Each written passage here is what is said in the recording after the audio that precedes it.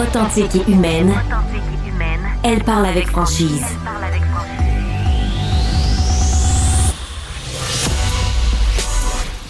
Elle traite l'information avec rigueur et efficacité. Une approche fraîchement moderne de l'actualité. Isabelle Maréchal.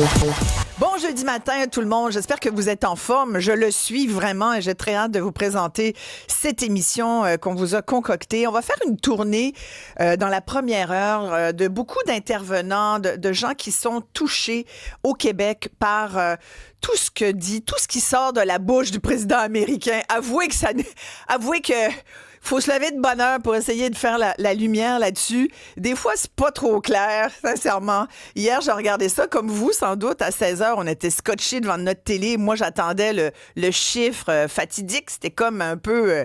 tu dis 10, 15, 20, 25? Finalement, c'est l'industrie automobile qui, depuis minuit, va devoir composer avec des tarifs de 25% sûrs parce que c'est toutes les automobiles importées aux États-Unis. Donc, ça nous touche, nous, directement ici au Québec, puisqu'on a une industrie auto quand même très importante. Pas autant qu'en Ontario, mais quand même, c'est beaucoup d'emplois chez nous aussi. Évidemment, on sait que le président, sa stratégie, ce qui nous rabâche tout le temps, c'est qu'il veut stimuler les ventes de voitures fabriquées aux États-Unis. Il n'a pas compris comment ça marche. Il y a vraiment... C'est fascinant comment, tu sais, quand tu comprends pas qu'il n'y en a pas de voiture 100% US. Mais bon, j'imagine qu'il va se le faire dire éventuellement quand le prix des véhicules va augmenter. Alors, on va commencer avec ça, mais on aura le temps aussi d'aller voir les agriculteurs. On va même aller en Corée parler à un entrepreneur québécois parce que la Corée, 49% de droits de douane excédentaires, c'est quelque chose. Ils sont frappés de très, très fort en Asie. Et je compte sur vous pour me nourrir de vos commentaires. Vous faites le 1-877-827-2346 pour nous dire de vive voix qu'est-ce que vous comprenez? Est-ce que vous vous attendiez à ça? Qu'est-ce que vous pensez de ces agissements du président américain? Avez-vous l'impression, effectivement, que on y a échappé belle ou pour vous, on est toujours dans la pleine et entière incertitude et ça vous inquiète? Il y a beaucoup de gens qui disent ça nous conforte dans le fait qu'il y aura peut-être une récession au Canada cette année. Par texto, vous faites le 187 Cube Radio. Pour bien comprendre tout ça, on s'est dit ça nous prend un spécialiste pour nous accompagner là-dedans. Stéphane Paquin est titulaire de la chaire Jarilowski sur la confiance et les leaderships politiques de l'Université du Québec à Trois-Rivières. Il est également directeur du groupe de recherche et d'études sur l'international et le Québec. Je passe tout le reste de votre CV, Stéphane, c'est trop impressionnant, mais je suis vraiment ravie de vous avoir à l'émission. Vous comprenez quoi de tout ça? J'ai appris il y a quelques mois à cesser de donner de la rationalité à ce que fait Donald Trump en matière de commerce international. Il n'y a pas de littérature économique qui me permettrait de dire « Ah, voilà l'approche qu'il veut faire. » Si on faisait un sondage auprès des experts en commerce international, il y a peut-être 1% des experts qui pensent comme lui. Les autres pensent absolument le contraire. Le Wall Street Journal aux États-Unis, qui est plutôt proche des républicains, même dit que c'est la plus stupide guerre commerciale de l'histoire. Ouais. Donc, vous voyez un peu, là, c'est difficile pour moi d'essayer de trouver de la rationalité. C'est sûr. Je comprends ce qu'il veut faire avec. Il l'a déjà expliqué. Il veut rapatrier des emplois industriels aux États-Unis. Je suis pas certain que ça va marcher parce qu'on est déjà aux États-Unis dans une situation où on est en pénurie de main-d'œuvre. Ouais. Puis il veut chasser une grande partie des travailleurs qui sont les immigrants illégaux, qui veulent travailler, par exemple, dans les champs ou, par exemple, dans les hôtels ou, par exemple, dans les usines. Alors, en les chassant, il va aggraver la pénurie de main-d'œuvre. Alors, tout ça me semble tenir sur...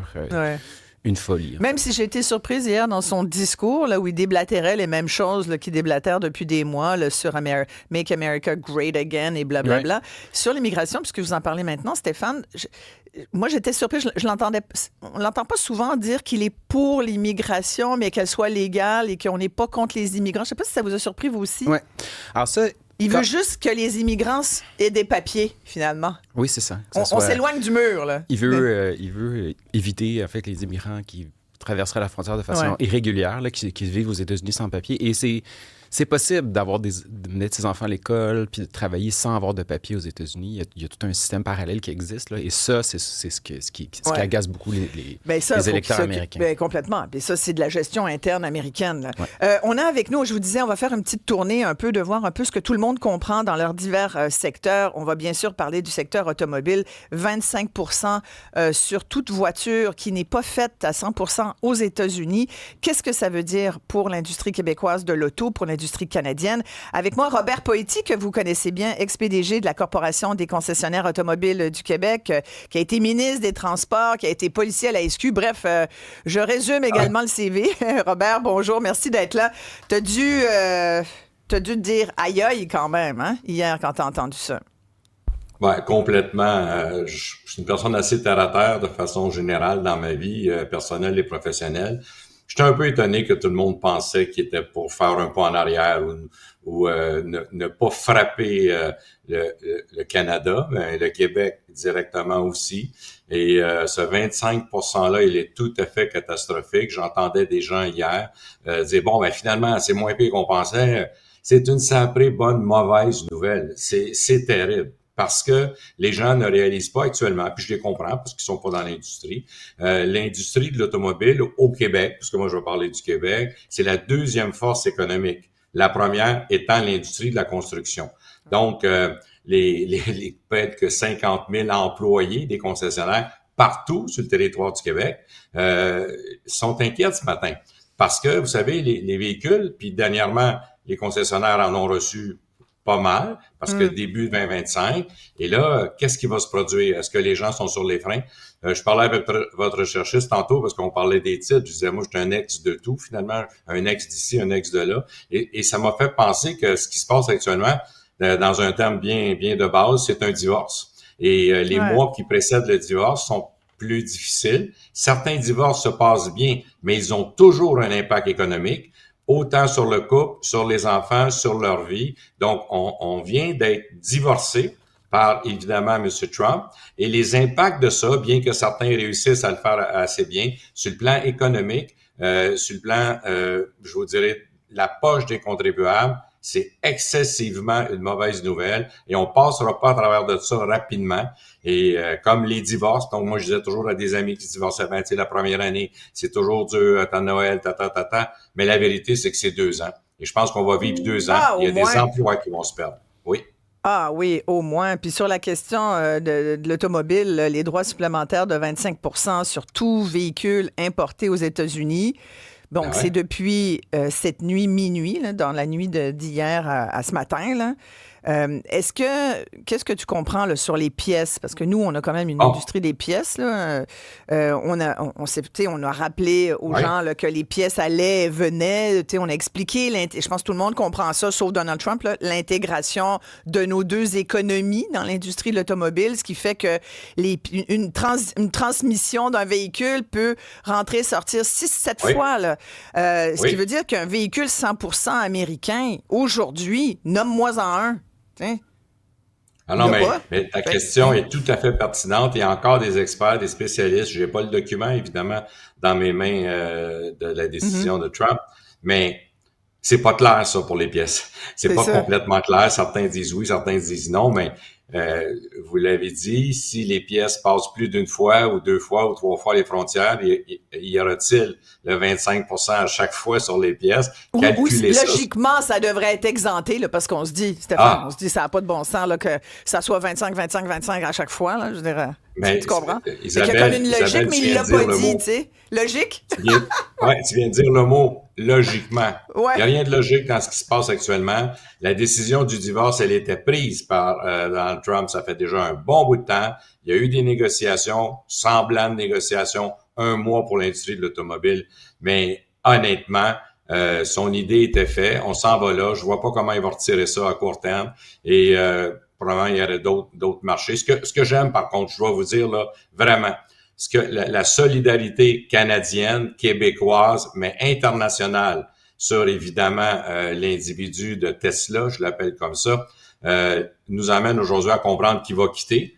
Mais vous savez, les gens ont commencé à boycotter les Tesla. Je sais pas il y a combien d'hôtels Trump dans le monde, moi. Mais si les gens décidaient de plus aller dans les hôtels Trump, il y aurait un impact personnel. Alors, c'est bien beau de dire on représente un gouvernement, là, mais celui qui a compris qui est le peuple, qui sont ceux qui votent, ben c'est M. Tesla. Parce que là, il s'est aperçu que quand les gens décident, on n'achète pas ton produit, on ne l'achète pas. Il n'y a pas de Non, mais loi attends, qui peut nous Robert, obliger on à va le dire faire. les vraies affaires. C'est pas lui, c'est pas Elon Musk qui s'est aperçu de ça, là. Lui, il fly high, là. C'est les actionnaires, à mon avis, qui l'ont ramené sur le plancher des vaches, qui ont dit, Ellen, va gérer ta compagnie avant qu'on la Ouais. gère nous-mêmes, là, tu sais. Mais le fly high est à la descente Ouais. vertigineuse actuellement. Et c'est lui qui a toujours représenté Tesla. Hey, il en a mené une à la Maison-Blanche. Trump dit, je viens d'acheter ça, là. C'est Ouais. pas des farces. Fait qu'on peut bien parler des actionnaires, puis t'as raison. Mais en même temps, cette compagnie-là s'en va à la dérive. Alors, Ouais. les Québécois, je les félicite. Moi, j'ai dit, j'étais dans un petit marché il y a pas longtemps, puis je regardais les fraises, même si c'est pas le temps. On en mange toujours un peu, malgré qu'ils sont dispendieuses. Puis il y a un monsieur beaucoup plus âgé que moi, donc ben âgé, qui Ouais. regardait, mais il voyait pas exactement. Il m'a dit, pardon, monsieur, est-ce que ça vient des États-Unis? Ça, là, ça me fait ouais. plaisir quand j'entends ça. J'ai dit, non, ceux-là du Mexique. Ah, ben, encore mieux, le Mexique. Ils se font frapper, eux autres aussi. Donc, cette Oui, complètement. solidarité-là, pour moi, est importante. Mais la catastrophe économique du Québec, c'est pas, est-ce qu'il va avoir des problématiques financières? Est-ce qu'on se rappellera en 2008, on a eu cette crise-là? Ah, Ça ben, va être complètement. pire que 2008. Robert Poitier, 30 secondes parce que j'ai échangé avec Yann Samiucci, qui est président de la Corpo des concessionnaires automobiles du Québec. Il y a beaucoup de gens qui sont en Corée, justement, en ce moment, là, dans l'industrie québécoise. Et il me disait, ben nous, notre position, c'est toujours qu'on craint beaucoup la réciprocité canadienne. Tu parles de la solidarité canadienne. Est-ce qu'il faut... Comment on réagit? Parce que Mark Carney disait hier rapidement, sans prendre de questions de journalistes, qu'il allait être ferme, mais en même temps réfléchi, déterminé à réagir. La réaction par rapport à l'industrie auto, là, par rapport à ce 25 % de tarifs sur les véhicules canadiens, ça devrait être quoi? La vérité, comme partenaire, ça devrait être rien. On est déjà prêt à se dire, bon, on accepterait un 10 %, on accepterait un 5 % pour l'ensemble de l'économie. C'est non parce que Donc, notre on relation... réagit en zéro. On essaie plutôt de... donc, Ben, pas de je me tarifs demande, moi, réciproques. je me demande non, mais sur la négociation, les discussions, je me demande si le 25 % n'aurait pas pu être 35 ou 40, et grâce aux interventions des hommes politiques, de Mme Joly, de tout le monde aussi, le contexte d'une nouvelle élection. Trump détestait Trudeau, c'était clair, là. Oui, mais nous, là, maintenant, on dit, on va réagir. On dit, on fait quoi? Est-ce qu'on fait pas de tarifs réciproques ou un peu de tarifs réciproques? Ben, Pas facile, moi, je pense la qu'à réponse, là. Il n'y a pas de, tu sais, il pas n'y a pas évident de de répondre réponse à ça. nécessairement facile, Ouais. mais ce que je dis, c'est que la négociation, même si elle est difficile, elle doit avoir lieu et on oui, c'est doit ça. avoir des gains. Voilà. Avec Tu parlais cette des fraises. négociation-là. Merci beaucoup, Robert Poetti, ex-président de la Corporation des concessionnaires automobiles du Québec, une industrie qu'il connaît très, très bien. Il parlait des fraises, justement, Robert Poetti. Mais allons tout de suite voir le président de l'UPA, l'Union des producteurs agricoles du Québec, qui est lui-même copropriétaire depuis très longtemps d'une ferme, une ferme familiale, ferme laitière, céréalière aussi. Mais évidemment, Martin Caron, merci de prendre le temps de nous parler ce matin. Hier, peu de temps après nous avoir parlé de l'industrie automobile, le président Trump a parlé de l'industrie laitière canadienne. Puis visiblement, il y a comme une petite boule de lait caillé quand il en parle à chaque fois. Là, il y a des gros problèmes avec la gestion de l'offre. Et beaucoup de gens disent, Martin Caron, que va peut-être falloir laisser des petits bouts de la gestion de l'offre sur la table, dans la négo. Là. Vous voyez ça comment, vous, ce matin? Oui, exactement. Puis j'ai fait la lecture du rapport de M. Trump qui brandissait hier. Et puis là, je me disais, OK, ce rapport-là, c'est fait à chaque année. Ouais. C'est pas juste lui qui demande ça, cette évaluation-là. Puis c'est encore les mêmes choses que les gens demandent, c'est-à-dire ils veulent avoir des accès, mais ils ont déjà des accès qui ne remplissent pas nécessairement à la pleine capacité. Et quand ils parlent de payer 250 % de tarifs de plus, ben, ils ont déjà des quotas d'importation, comme je viens de dire, qui ne remplissent pas. Ça qu'ils ne payent pas 250 %. Et le défi qu'ils ont, par contre, qu'est-ce que je peux comprendre, c'est que les contrats d'importation, parce que quand on a négocié la dernière ACE, il y a eu une ouverture de 3,9 % des marchés au niveau du Canada sur la gestion de l'offre dans le lait. Et ce 3,9 % là d'ouverture a été donné au niveau de la transformation. Là, Mm. qu'est-ce qu'on comprend du rapport? C'est comme si eux, le transformateur, n'ont pas accès au côté américain. Ils voudraient que ce soit plus au niveau des détaillants. Alors, c'est un petit peu plus là que ça joue Mais, présentement qu'on voit des craintes. Mais mais vous, même comme les Américains, producteur, ouais, même comme producteur laitier, vous, Martin, vous vous sentez comment ce matin? Parce qu'il y a quand même... Là, ce qu'on comprend, c'est que la gestion de l'offre est épargnée. Au niveau du lait, visiblement, il en parle chaque fois qu'il peut. Est-ce que vous vous dites, faut se préparer, faut s'atteler, il va nous frapper? Comment vous voyez la chose et comment vous vous préparez?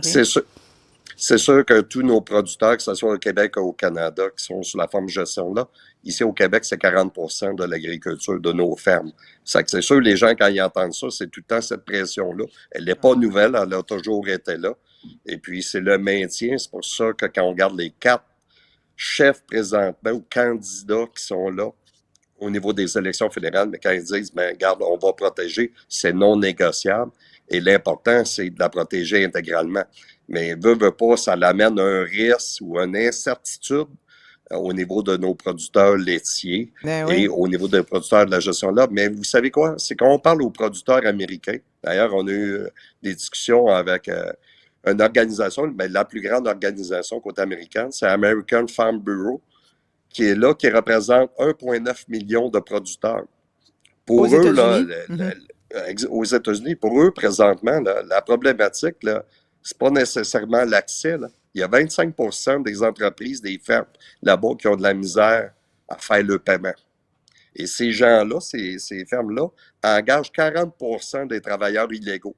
Et quand on leur demande pourquoi ils s'engagent des travailleurs illégaux, ben, c'est parce qu'ils n'ont pas les moyens de payer le salaire minimum. Exact. Ils payent en bas du salaire. C'est qu'il y a quelque chose au niveau économique des fermes. C'est pas juste augmente un accès, je vais faire plus d'argent. Est-ce qu'ils vous ont dit, vous leur parlez, leur avez-vous demandé s'ils avaient voté pour Trump? Parce qu'à un moment donné... Regardez, moi, je vais vous dire, il y a des gens que oui, ils ont voté pour lui, puis il y a d'autres gens, ben, ils ont voté contre l'autre parti. Et non pour M. Trump, parce que déjà là, financièrement, il y avait de la misère.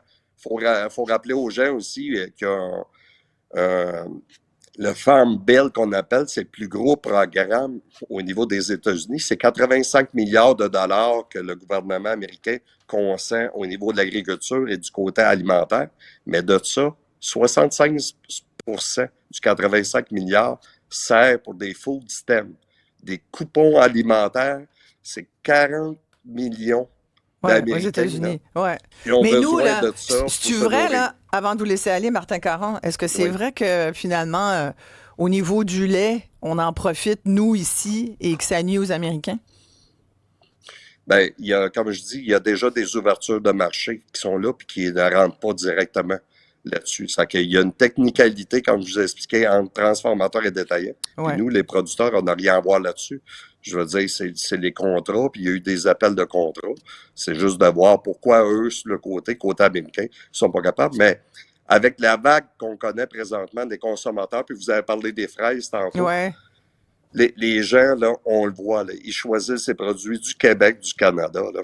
Il y a une tendance qui est là, puis nous, on apprécie grandement ces efforts-là des citoyens et citoyennes. Là. Puis il faut mettre ça pas juste dans le temps des pandémies, dans le temps des crises commerciales. Il faut mettre ça à l'année. C'est une richesse qu'on a. Puis la sécurité alimentaire, ben, ça a un prix aussi. Là. Est-ce que ça peut nous sauver et nous éviter le pire, là, si tous les consommateurs québécois n'achetaient que québécois? Bon, évidemment, il y a des choses qu'on ne peut pas acheter ici, mais bon, il faut changer son panier d'épicerie. Mais en tout cas, du lait, des œufs, du jambon, des fraises.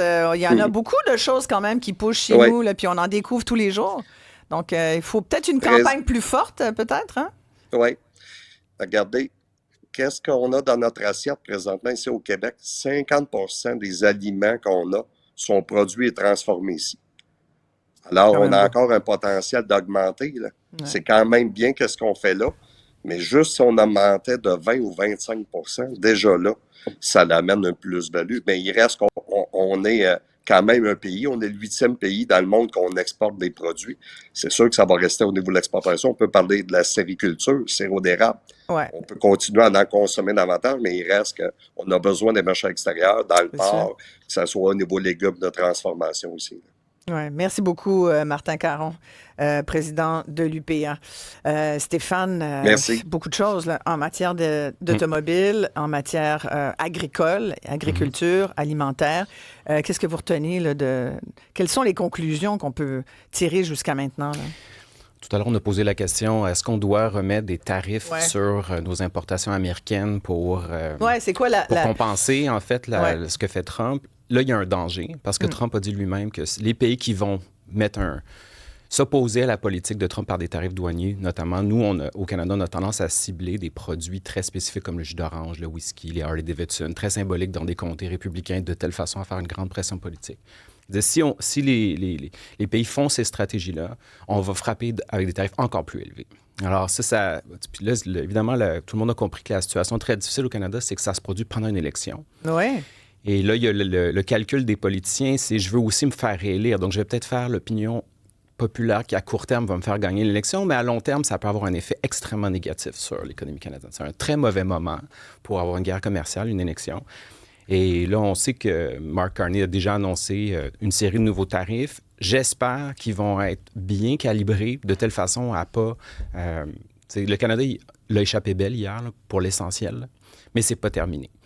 Ce qui va se produire dans les prochains jours, c'est qu'un nombre assez impressionnant de pays vont se mettre à remettre des sanctions commerciales contre les États-Unis.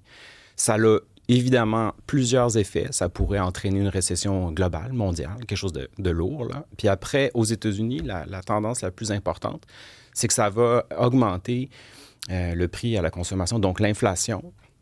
Ce que ça peut avoir comme impact sur nous, c'est que les taux d'intérêt aux États-Unis, qui étaient en tendance baissière, vont se maintenir pour casser l'inflation. Et nous, au contraire, on pourrait avoir des descentes de baisse de taux d'intérêt pour stimuler l'économie. Oui.